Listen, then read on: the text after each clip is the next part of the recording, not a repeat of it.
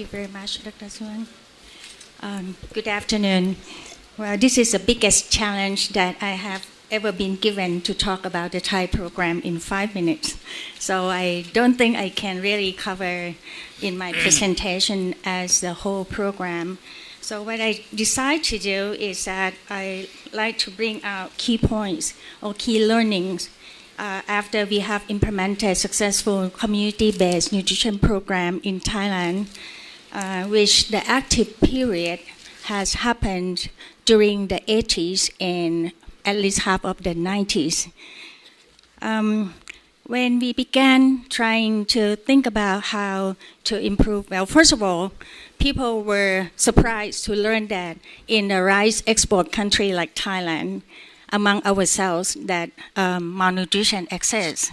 And that's clear then to us that rice alone is not adequate. It's a lot more to do with that. So when we began, actually, there was already a unit of nutrition in health sector. And we recognize that if we let go like that, then it will be very limited. So very key advocacy messages to begin with is that we address that nutrition is not a health problem. It's not a deficiency diseases, but it is the outcome of the social and economic development. And investing in nutrition is a country's investment in human capital and not an expense or not a welfare expenses. The second important point that we learned at the beginning was that in Thailand we did not have a big cadre of nutritionists to begin with, but we recognize that we need some kind of critical masses at different levels. The importance of that is that we are moving the nation. We are not doing just a project in a confined area. So the critical mass then would provide leadership, commitment, critical thinking of the way we do things, and reviewing what we did, whether it's right or wrong, or shall we improve, and so on. But very important thing that we learned out of that after our success is that we have to be persevere. Doing malnutrition is not something that we can put in a magic bullet solution. And coming from the academic institutions, when we began the program, academicians have important roles to play because it's our baby, it's our expertise. So we have been supporting the National Committee through the Secretariat all along, especially in making the plan available. So the learning point from our first effort, putting the multi-sectoral food and nutrition policy in plan as a national or as part of the national development, I think what we see is that it was an important process to mobilize and orienting people, especially key people in various sectors, to come and work together and come up with a plan which is sort of a master plan so that each sector can go back and try to include that in their sectoral plans. Unfortunately, having a multi-sectoral plan is not equally to implementing multi-sectoral program. So we learned that a hard way. After 5 years, then we saw no results. We thought we were doing fine because we think about the multi-sectoral. So what happened then? Again, back to the idea that we are moving the whole nation. So that means it's bigger than a project scale. We have to do something in the institutional arrangement or in the infrastructure.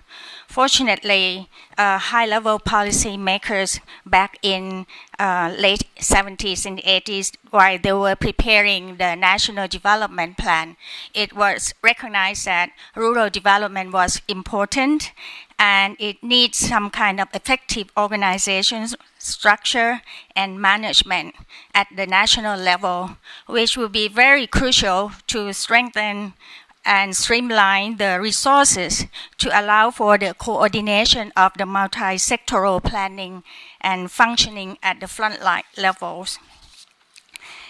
Then On the side, we do not oversight the importance of the community because we have had several experiences before then that community empowerment was very important, and only with their participation we couldn't do much because at the time back in the 70s Thailand wasn't at where we are economically these days. So you could imagine that we did not have huge fundings. We did not have, although we had some supports from international, bilateral, multilateral, and so on, but we felt that we need to maximize whatever we have available from our own country.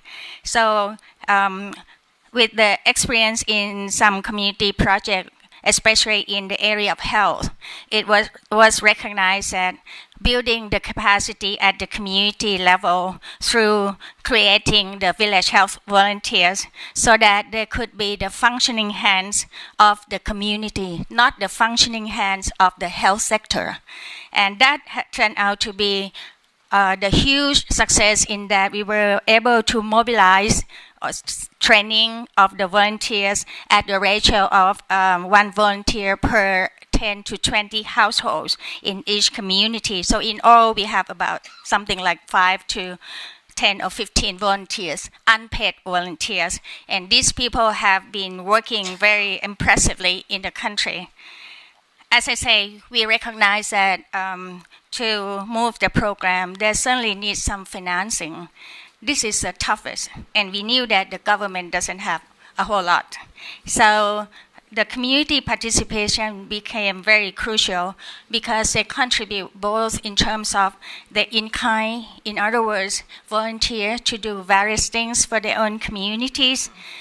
And by linking up this macro level planning, streamlining resources, and interface with the community mobilization and actions facilitated by the frontline personnel, we were able to implement nutrition and as well as other components of the primary health care, including like clean water, sanitation, and so on. So in a way, I can say that the actual implementation of nutrition became very holistic and as part of the total development rather than putting in specific direct nutrition intervention. So in all, agricultures also have very crucial roles to play. We were not talking about a big macro agriculture policy because most of those goes to cash crops and so on and so forth. But we dealt very much with the extension of agriculture extension in order to help the small people, small farmers to be able to produce food in the community, in their households, in order to address both income and food security issue. And very importantly, last point to emphasize is that we knew that the focus is mothers and children. So we also make sure that all programs have some focus on that. And doing that, we did that by including the nutrition indicator as part of the package of development indicators. I don't have time today to talk about the basic minimum needs approach, but that is sort of a holistic tools at the community level, which nutrition indicator is one of it. And we have this set of approach to mobilize the community more fully in an integrated manner. So all in all, I think the success of the Thailand program really have been contributed by the community people themselves, not as much us. So we stay behind, support them, and get them to be able to do the important work themselves. Thank you.